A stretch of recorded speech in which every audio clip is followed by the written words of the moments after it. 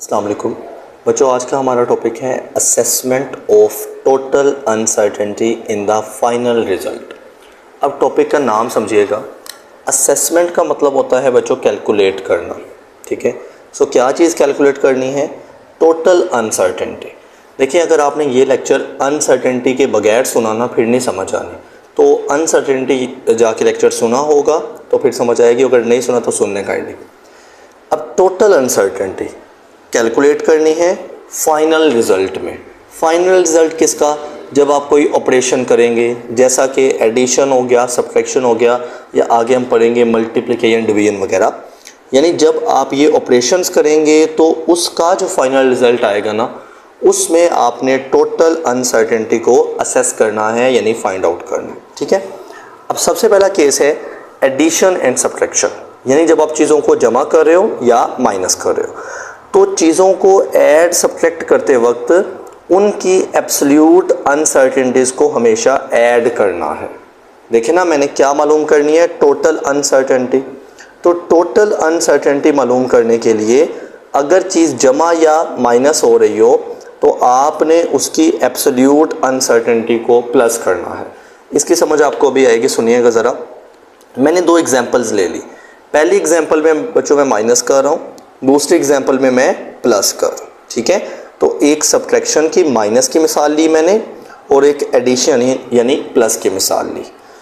Example 1 में आपको एक x1 डिस्टेंस गिवन है 15.4 सेंटीमीटर प्लस माइनस 0.1। अब 0.1 प्लस माइनस हो रहा है which is the absolute uncertainty, ठीक है। तो जब हम चीज़ को साथ प्लस माइनस लिखते हैं ना, तो वो एब्सोल्यूट अनसर्टेनिटी होती है। सिमिलरली x2 एक डिस्टेंस है 25.6 प्लस माइनस उसकी एब्सोल्यूट अनसर्टेनिटी भी 0.1 सेंटीमीटर है, ठीक है।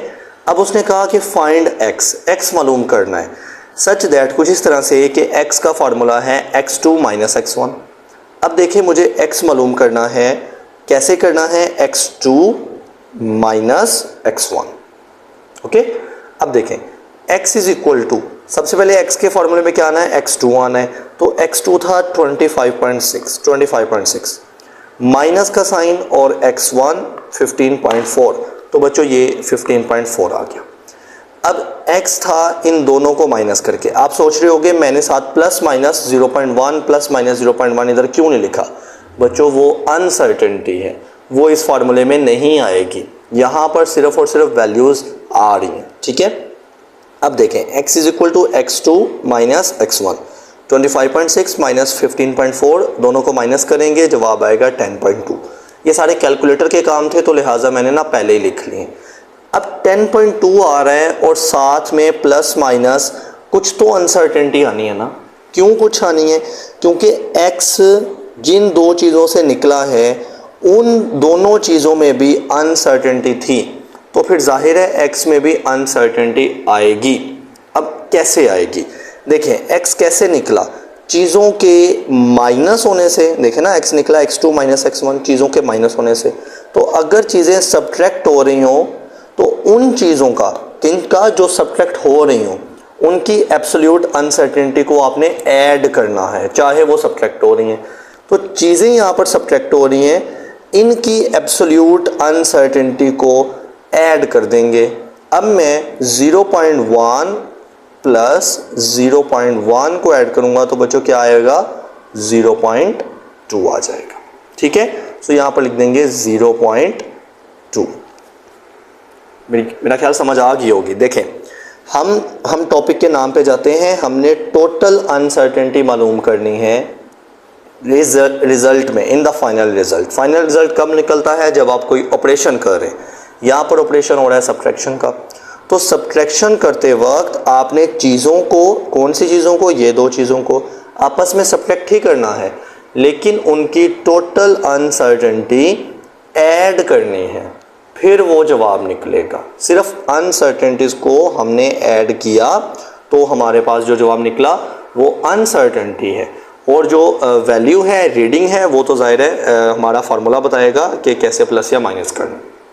एक और मिसाल ले लो, फिर समझ आएगी ज़्यादा। मेरे पास एक लेंथ है L1 is equal to 8.5 plus minus 0.1 centimetre. अब आपको ये पता है 0.1 क्या है बच्चों, एब्सोल्यूट अनसर्टेनिटी। और लेंथ 2 है 12.6 प्लस माइनस 0.1 सेंटीमीटर। अब मुझे कहता है कि फाइंड L, लेंथ मालूम करें such that L is equal to L1 plus L2। अब देखें L will be equal to L1, तो L1 यहाँ पर क्या है 8.5 है, मैंने ऐसे पुट कर दिया। L1 के बाद क्या है प्लस है, तो प्लस आ गया। प्लस के बाद L2 है, तो L2 की वैल्यू 12.6 थी, यहाँ पर पुट कर दी। अब बच्चे दोनों को जमा करें, सो 8.5 प्लस 12.6 आता है 21.1। कैलकुलेटर की चीज़ें हैं, मैं पहले बता रहा हूँ, खुद कर लेनी है, ठीक है। अब लेंथ निकला है 21.1 प्लस माइनस अनसर्टेनिटी कुछ तो आनी है ना, क्यों आनी है, वही वाली बात, क्योंकि जो लेंथ है ना वो L1 और L2 वैल्यूज से निकली है उनको जमा करके, और इन वैल्यूज़ में भी अनसर्टेनिटी थी। तो जब ये प्लस हो रही हैं तो उनके जवाब में, फाइनल रिजल्ट में अनसर्टेनिटी तो आनी है ना टोटल। अब टोटल अनसर्टेनिटी कैसे कैलकुलेट करनी है जब चीज़ें प्लस हो रही हैं, तो वही वाली बात, जब चीज़ें प्लस हो रही हों या माइनस हो रही हों, एब्सोल्यूट अनसर्टेनिटी को आपने ऐड कर देना है। तो देखिए यहाँ पर भी एब्सोल्यूट अनसर्टेनिटी 0.1 थी प्लस 0.1 थी, आंसर इज 0.2। तो यहाँ पर भी 0.2 प्लस माइनस के साथ टोटल अनसर्टेनिटी आ गई, ठीक है। तो यही था रूल नंबर 1 कि चीज़ प्लस हो रही हो चाहे माइनस हो रही हो, चीज़ को आपने प्लस माइनस कर देना है। एब्सोल्यूट अनसर्टेनिटी को प्लस करना है फाइनल रिजल्ट में, फाइनल आंसर में। समझ आ गई। आगे हम चलते हैं, हमारा केस नंबर 2 देखिएगा, फॉर मल्टीप्लिकेशन एंड डिवीजन। अभी क्या पढ़ के आए हो, एडिशन एंड सब्ट्रैक्शन, चीज़ें प्लस माइनस हो रही होंगी। अब पढ़ते हैं जब चीज़ें मल्टीप्लाई या डिवाइड हो रही होंगी, तो परसेंटेज अनसर्टेनिटी आपने ऐड करनी है। देखें चीज़ या तो मल्टीप्लाई हो रही होगी या तो डिवाइड, एक ही काम होगा ना, मल्टीप्लाई या डिवाइड हो रही हैं, चीज़ को नहीं देखना, वो तो कैलकुलेटर कर ही देगा, मल्टीप्लाई या डिवाइड कर देगा। उस फाइनल रिजल्ट में जो टोटल अनसर्टेनिटी हम असेसमेंट कर रहे हैं, उसकी कैलकुलेशन कर रहे हैं, वो कैसे आएगी, परसेंटेज अनसर्टेनिटीज़ को जमा करके। एग्जाम्पल से ज़्यादा क्लियर होगा, देखिएगा। हम एक सर्किट समझते हैं, ये याद कोई नहीं करना, बस इसको समझ लें। यहाँ पर बच्चों एक रेजिस्टेंस लगी है, for example this is a bulb, क्योंकि बल्ब या कोई भी चीज़ में रेजिस्टेंस तो मौजूद होती है ना। अब उस रेजिस्टेंस को आपने बैटरी के साथ जोड़ दिया बच्चे, जिसका वोल्टेज है V। जाहिर है बैटरी से करंट I गुजरेगा किस में, रेजिस्टेंस R में, और वहाँ से हमें ना आउटपुट मिल जाएगी। अब मुझे इसकी वैल्यूज़ यहाँ पर गिवन है, मैंने गिवन में लिख लिया, जैसे न्यूमेरिकल नहीं लिखते वैसे, कि जो बैटरी जोड़ी है उसका पोटेंशियल है 3.4 वैल्यू है उसकी, प्लस माइनस 0.1 वोल्ट उसमें एब्सोल्यूट अनसर्टेनिटी है, ठीक है। और वो बैटरी जो करंट I दे रही है ना वो 0.68 है उसकी वैल्यू है, और प्लस माइनस 0.05 एम्पेयर उसकी क्या है, एब्सोल्यूट अनसर्टेनिटी। मुझे कहा गया कि वोल्टेज भी है करंट भी है, आप ना रेजिस्टेंस मालूम करें, ठीक है, ये R। तो मुझे फाइंड में मैंने लिख लिया, मुझे जो R मालूम करना है। अब सॉल्यूशन ये वाला कौन सा लॉ है, ओहम्स लॉ, ठीक है। सो ओहम्स लॉ हमने पढ़ा है, V is equal to IR होता है, हमने मालूम करनी है जी R। तो R यहीं पर रहने दो, I इधर मल्टीप्लाई हो रहा है, उधर जाकर डिवाइड हो जाएगा, ठीक है। सो V के नीचे I आके डिवाइड हो गया, इधर बच गया R। अब देखें R is equal to V की वैल्यू बच्चों 3.4 ओवर I की वैल्यू 0.68 यहाँ पर आ गया, ठीक है। तो रेजिस्टेंस निकल आई, दोनों को डिवाइड करेंगे बच्चे 5 आती है, और रेजिस्टेंस का यूनिट होता है ओहम। प्लस माइनस कितनी अनसर्टेनिटी टोटल, क्योंकि ये फाइनल रिजल्ट आ गया ना, फाइनल रिजल्ट में कितनी अनसर्टेनिटी आएगी, तो उसके लिए आपने परसेंटेज अनसर्टेनिटी को जमा करना है। कब, देखें ये R है ना फाइनल आंसर में, तो R के फार्मूले पे चले जाओ बच्चे, R निकला है इन दो चीज़ों को डिवाइड करके। तो यही तो पढ़ रहे हैं कि या तो मल्टीप्लिकेशन हो या डिवीजन हो, हमारी एग्जांपल डिवीजन वाली है, ठीक है। अब मुझे क्या करना है, R के फार्मूले में क्या आ रहा है, V और I, V की परसेंटेज अनसर्टेनिटी और I की परसेंटेज अनसर्टेनिटी को ऐड करना है। जब वो ऐड हो जाएंगी तो उसको फाइनल आंसर में टोटल के तौर पे लिख देना है। लेकिन मसला भला क्या है कि जो v है उसकी अनसर्टेनिटी बच्चों परसेंटेज नहीं है, मुझे चाहिए क्या, परसेंटेज है। कौन सी, absolute, A B for absolute. यहाँ पर भी क्या एब्सोल्यूट है, लेकिन चाहिए मुझे क्या, परसेंटेज अनसर्टेनिटी। तो मैं क्या करूँगा, पहले वोल्टेज की एब्सोल्यूट को परसेंटेज में कन्वर्ट करूँगा और करंट की एब्सोल्यूट को परसेंटेज में कन्वर्ट करूँगा। कुछ इस तरह से मैंने सेपरेटली किया हुआ है। देखिए सबसे पहले मैं परसेंटेज अनसर्टेनिटीज को कैलकुलेट कर रहा हूँ, हेडिंग दे दी मैंने। सबसे पहले इन वोल्टेज, ठीक है। अब वोल्टेज में परसेंटेज अनसर्टेनिटी का फॉर्मूला मैंने आपको पढ़ाया हुआ है, पीछे जाके देखिएगा ज़रा। क्या मैंने बोला था, एब्सोल्यूट अनसर्टेनिटी, तो वोल्टेज में एब्सोल्यूट अनसर्टेनिटी थी 0.1 ओवर रीडिंग, वोल्टेज की रीडिंग 3.4। चूँकि परसेंटेज है तो मल्टीप्लाई 100, तो 100 से मल्टीप्लाई कर दिया, 3% आ गया। अब वोल्टेज में बच्चों ये वाला वोल्टेज, इसमें परसेंटेज अनसर्टेनिटी कितनी निकल आई, 3%। सिमिलरली मुझे करंट में भी परसेंटेज अनसर्टेनिटी चाहिए, ठीक है। तो वही वाली बात, इन करंट हम क्या कैलकुलेट कर रहे हैं, percentage uncertainties. So in current यानी I, percentage uncertainty is equal to absolute uncertainty. अब करंट आई की बात हो रही है ना, तो इधर एक हाथ इधर रख लें और एक हाथ इधर। तो करंट में एब्सोल्यूट अनसर्टेनिटी थी 0.05 ओवर रीडिंग क्या है बच्चों, 0.68 है, मल्टीप्लाई 100 से मल्टीप्लाई क्यों किया, क्योंकि परसेंटेज अनसर्टेनिटी मालूम कर। तो तीनों को मल्टीप्लाई डिवाइड कैलकुलेटर पे कीजिएगा लाजमी चेकिंग के लिए, जवाब आएगा 7%। अब करंट में परसेंटेज अनसर्टेनिटी आई है 7%, सो करंट में आ गई 7%।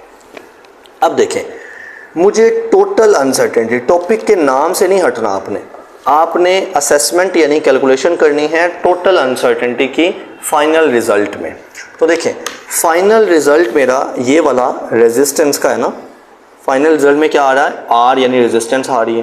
तो रेजिस्टेंस के फॉर्मूले में दो चीज़ें थी, वोल्टेज और करंट डिवाइड हो रहे थे। तो जब चीज़ें डिवाइड हों उनकी परसेंटेज अनसर्टेनिटी को ऐड कर देना है। अब एक ही परसेंटेज अनसर्टेनिटी वोल्टेज की 3 निकली है और करंट की 7 निकली है।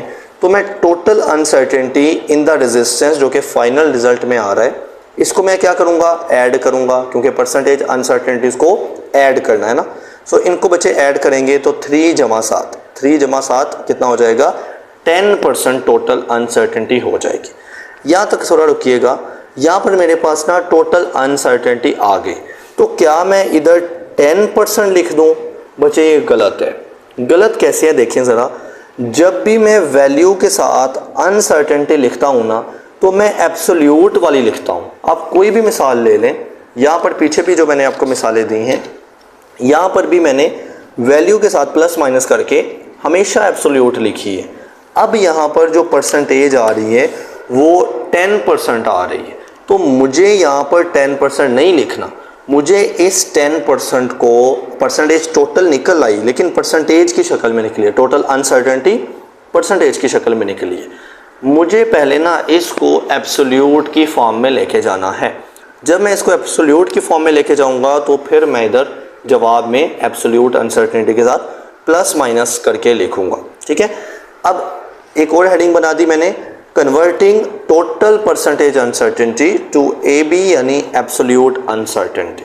अब देखिए फॉर्मूला वही है, percentage uncertainty is equal to absolute uncertainty over reading multiply 100। ये वाला फॉर्मूला पढ़ाया था ना, percentage uncertainty is equal to absolute over reading multiply 100। अब देखें यहाँ पर मेरे पास परसेंटेज अनसर्टेनिटी 10 निकली थी, देखें ना, percentage total uncertainty in the resistance, percentage ये 10 वाली वैल्यू निकली थी। तो परसेंटेज अनसर्टेनिटी की जगह मैंने 10 यूज़ कर दिया, इज इक्वल टू एब्सोल्यूट, तो मुझे मालूम करना है ना, मैं कन्वर्ट कर रहा हूँ टोटल परसेंट को एब्सोल्यूट में, तो वो तो है ही नहीं, तो मैंने ऐसे लिख दिया ओवर रीडिंग। अब रीडिंग कौन सी लेनी है, अगर आप टोटल अनसर्टेनिटी देख रहे हैं ना, कैलकुलेट लिख रहे हैं, तो आपने फाइनल रीडिंग लेनी है विच इज़ द 5। मेरी बात तवज्जो से सुनना, हम टोटल अनसर्टेनिटी 10 आई है ना, तो वो पुट कर रहे हैं टोटल अनसर्टेनिटी, ठीक है। अब टोटल अनसर्टेनिटी 10 आई है, उसको आपने पुट कर दिया तो बेटा यहाँ पर रीडिंग भी क्या आएगी, रीडिंग ये जो फार्मूले में लिखी है ना, यहाँ पर रीडिंग भी 5 आएगी। मल्टीप्लाई 100 जो कि फार्मूले का पार्ट है, तो मैंने ऐसे यहाँ पर मल्टीप्लाई 100 लिख दिया है। ठीक है, अब देखें 5 इधर डिवाइड हो रहा है, उधर 10 के साथ जाके 5 मल्टीप्लाई हो गया और 100 इधर मल्टीप्लाई हो रहा है, तो दूसरी तरफ जाके 10 के ऊपर 100 बचा, डिवाइड हो गया। ठीक है, अब इस साइड पे बच गया एब्सोल्यूट अनसर्टेनिटी जो कि मालूम करनी। तीनों को डिवाइड करेंगे तो एब्सोल्यूट अनसर्टेनिटी 0.5 आएगी और उसके साथ हम हमेशा प्लस माइनस का फैक्टर लिखते होते हैं, राइट। सो अब मैंने ये प्लस माइनस 0.5 यहाँ पर लिख देनी है, क्योंकि मैं परसेंटेज अनसर्टेनिटीज को जमा करूँगा तो परसेंटेज में जवाब निकलेगा। वो जवाब एक्सेप्टेबल नहीं है फाइनल आंसर में। फाइनल आंसर हमेशा एब्सोल्यूट अनसर्टेनिटी की डिमांड करता है। ठीक है, सो हमने उसको पहले इस फार्मूला के तहत पढ़ा हुआ है और ये फार्मूला पहले से मैंने पढ़ाया हुआ है, कोई नई चीज़ नहीं है। ठीक है, तो अब आपने जब चीज़ों को मल्टीप्लाई या डिवाइड किया, यानी यहाँ पर डिवीजन हो रही थी, तो इस तरह से टोटल अनसर्टेनिटी आपने निकालनी है। ठीक है, अब हमारा केस नंबर 3 है for power factor. Case number 1 क्या था, चीज़ों को प्लस या माइनस कर रहे हो। केस नंबर 2 चीज़ों को मल्टीप्लाई या डिवाइड कर रहे हो। बच्चे यहाँ पर सिर्फ डिवीजन की मिसाल दी हुई है, मल्टीप्लिकेशन की भी आ सकती है एमसीक्यूज में, so be ready for that example. ठीक है, सेम प्रोसीजर आपने फॉलो कर लेना। अब case number 3 for power factor, यानी कई बार आपने चीज़ों को देखा होगा कि उनके फार्मूले में ना पावर का फैक्टर आ रहा होता है, जैसे किसी के ऊपर पावर 2 यानी स्क्वायर आ रहा होता है, किसी के ऊपर पावर 3 क्यूब आ रहा होता है, या 4 पावर भी आ रही होती है। तो उस केस में हमने असेसमेंट करनी है, मालूम करना है total uncertainty in the final result. ठीक है, उसके लिए हम चीज़ समझते हैं। यहाँ पर हमारे पास जी एक सिलेंडर है, ये एक सिलेंडर है। उस सिलेंडर का बच्चों ये ऊपर वाला क्रॉस सेक्शनल एरिया मैंने ए लिखा हुआ है, एंड यू नो इस ए का फॉर्मूला क्या होता है, A is equal to pi r square. अब आप देखें यहाँ पर इसके ऊपर बच्चों क्या आ रहा है, पावर आ रही है, पावर फैक्टर आ रहा है। तो अब ऐसा फॉर्मूला जिसमें पावर फैक्टर आ जाए, वहाँ पर आपने क्या करना है ताकि आपके पास टोटल अनसर्टेनिटी आए, आपने उस चीज़ जिसके ऊपर पावर आ रही है, मैं दोबारा बता रहा हूँ उस चीज़ जिसके ऊपर पावर आ रही है उसकी परसेंटेज अनसर्टेनिटी को मल्टीप्लाई करना है उस पावर फैक्टर के साथ। पावर फैक्टर मीन यहाँ पर 2 पावर फैक्टर है, अगर किसी के ऊपर 3 होगा तो बच्चों वो 3 पावर फैक्टर होगा। ठीक है, अब ये पावर फैक्टर जिसके ऊपर आ रहा है ना वो आर है, तो आपने आर की percentage uncertainty multiply power factor करना है।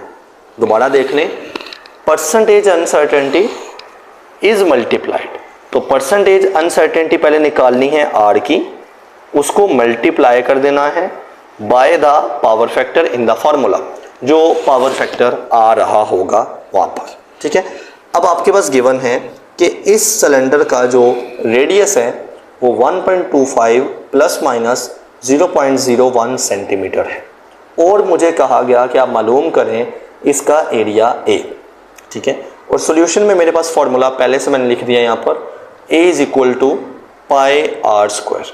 बच्चे देखें ये जो पाई है ये तो कांस्टेंट वैल्यू है ना, इसमें कोई अनसर्टेनिटी हो नहीं सकती। जाहिर है जो चीज़ कांस्टेंट है उसमें क्या आपको बेयकीनी होनी है, क्या अनसर्टेनिटी होनी। So pi is equal to 3.14 multiply r, r की वैल्यू कितनी है 1.25, सो 1.25, और चूंकि आर का स्क्वायर था 1.25 सेंटीमीटर है ना, ये यूनिट भी है, और आर का यहाँ पर क्या आना है, स्क्वायर आना है। सो आर की जो वैल्यू 1.25 है लिख के उसका स्क्वायर कर दिया। ठीक है, अब जब मैंने पहले इसका स्क्वायर किया, इसके साथ मल्टीप्लाई किया, तो ये वाली वैल्यू निकल आई जवाब में, यानी एरिया आ गया इतना, और एरिया का यूनिट यहाँ पर सेंटीमीटर का स्क्वायर, तो सेंटीमीटर स्क्वायर। अच्छा, बुक में यहाँ पर भी गलती है, उसने सिर्फ सेंटीमीटर लिखा हुआ है, जबकि हमें पता है कि एरिया का जवाब स्क्वायर में आना है। ठीक है, एरिया हमेशा स्क्वायर में आता है। अच्छा, ये तो एरिया निकल आया, ठीक है, और पावर फैक्टर इसकी भी आ गई, लेकिन उसकी अनसर्टेनिटी को हमने यहाँ पर सॉल्व नहीं किया और ना ही हम कर सकते हैं। हम उसको अलग सॉल्व करेंगे। कैसे, हमें यहाँ पर रूल गिवन है कि अगर पावर आ जाए तो आपने जिसके ऊपर पावर आ रही है ना, किसके ऊपर पावर आ रही है बच्चों, रेडियस के ऊपर पावर आ रही है, तो उसकी परसेंटेज अनसर्टेनिटी को मल्टीप्लाई कर देना है उसके पावर के फैक्टर के साथ। अब देखें, रेडियस की परसेंटेज अनसर्टेनिटी चाहिए, पहले हम वो मालूम करेंगे, रेडियस की परसेंटेज अनसर्टेनिटी मालूम करेंगे, उसको मल्टीप्लाई करेंगे पावर फैक्टर के साथ विच इज़ द 2, क्योंकि पावर 2 आ रही है ना, सो वो आ जाएगी अनसर्टेनिटी इन द रेडियस। और बच्चों किसी चीज़ में अनसर्टेनिटी हो नहीं सकती ना, रेडियस के अलावा पाई बचता है, उसकी वैल्यू कांस्टेंट है, और कांस्टेंट चीज़ में हमें बेयकीनी अनसर्टेनिटी नहीं हो सकती। ठीक है, अब यहाँ पर मैंने क्या किया, मैंने कहा कि टोटल अनसर्टेनिटी एरिया में है, क्योंकि फाइनल आंसर जो है ना वो एरिया में आ रहा है, तो टोटल अनसर्टेनिटी एरिया में कैसे निकलेगी, आपने परसेंटेज अनसर्टेनिटी रेडियस में निकालनी है, क्योंकि एरिया के फॉर्मूले में पाई आर स्क्वायर आ रहा है ना, बार बार बता रहा हूँ, पाई में कोई अनसर्टेनिटी नहीं, सिर्फ रेडियस में ही अनसर्टेनिटी। तो आपने रेडियस की परसेंटेज अनसर्टेनिटी निकाल के percentage uncertainty radius multiply by the power factor. ठीक है, अब देखें मेरे पास रेडियस की एब्सोल्यूट, ये रेडियस है ना, सो रेडियस की बेटा एब्सोल्यूट अनसर्टेनिटी है, तो पहले मैं इसको परसेंटेज अनसर्टेनिटी बना लेता हूँ। कैसे, तो heading they the percentage uncertainty in radius. ठीक है, वो कैसे आएगा, absolute uncertainty 0.01 over reading, reading क्या है 1.25 है, देखें यहाँ पर 1.25 रीडिंग है। ठीक है, मल्टीप्लाई 100, चूंकि परसेंटेज मालूम कर रहे हो तो 100 आएगा।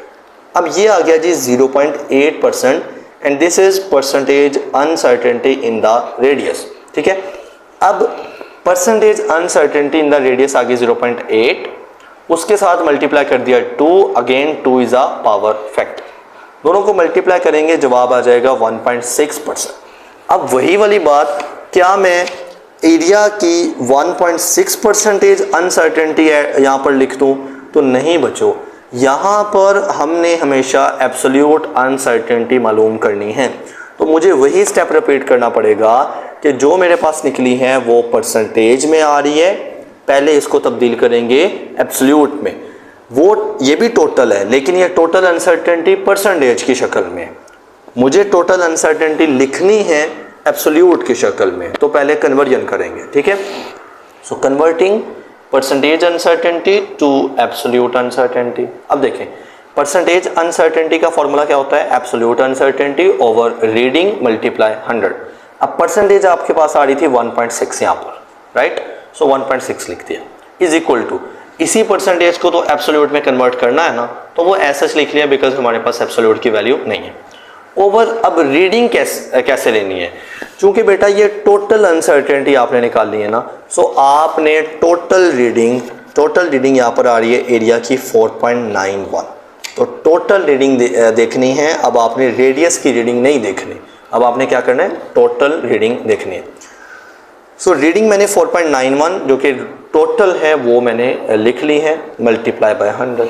अब देखें 4.91 इधर डिवाइड हो रहा है, उधर जाके मल्टीप्लाई हो जाएगा 1.6 के साथ, सो 1.6 मल्टीप्लाई 4.9, 100 इधर मल्टीप्लाई हो रहा था, इधर आकर डिवाइड हो जाएगा, उस साइड पर बच जाएगा एब्सोल्यूट अनसर्टेनिटी, राइट। अब इस दोनों को मल्टीप्लाई करके डिवाइड करेंगे ना, सो आंसर आ जाएगा अप्रोक्सीमेटली 0.08। ठीक है, अब ये वाली प्लस माइनस में आएगी क्योंकि हम एब्सोल्यूट के साथ प्लस माइनस का फैक्टर लिख लेते हैं। ठीक है, तो 0.08 प्लस माइनस के साथ मैं यहाँ पर पुट कर देता हूँ, जो मैंने यहाँ से निकाली यहाँ पर पुट कर दी। अब ये था आपका थर्ड और आखिरी rule for the power factor, और उम्मीद करता हूँ आपको लेक्चर समझ आ गई होगी। कोई भी सवाल हो आप पूछ सकते हैं मुझसे कमेंट्स में। तब तक के लिए अपना ख्याल रखिएगा। अल्लाह हाफिज़।